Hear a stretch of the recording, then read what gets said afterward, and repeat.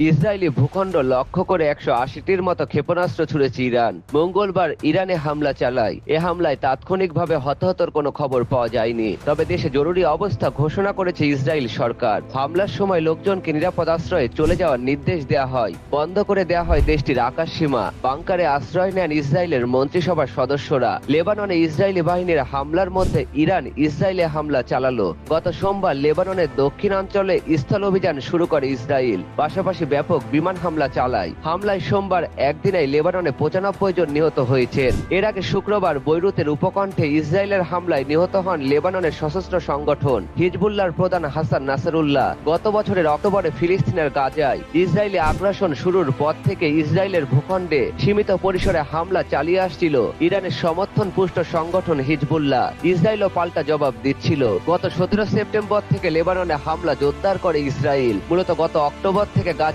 Israeli আগ্রাসন শুরুর পর থেকেই ইরান ইসরায়েল উত্তেজনা ছড়িয়ে পড়ে। এর জবাবে ইরান এপ্রিলের মাঝামাঝি সময় ইসরায়েলের ড্রোন ও ক্ষেপণাস্ত্র হামলা চালায়। সেটি ছিল ইরান থেকে সরাসরি ইসরায়েলে হামলার প্রথম ঘটনা। গত 31শে জুলাই ইরানে হামলা চালিয়ে ফিলিস্তিনি স্বাধীনতাকামী সংগঠন হামাসের প্রধান ইসমাইল হানিয়াকে হত্যা করে ইসরায়েল। সর্বশেষ হিজবুল্লাহ নেতা হাসান নাসরুল্লাহকে হত্যা ছিল ইরানের জন্য বড় ধাক্কা।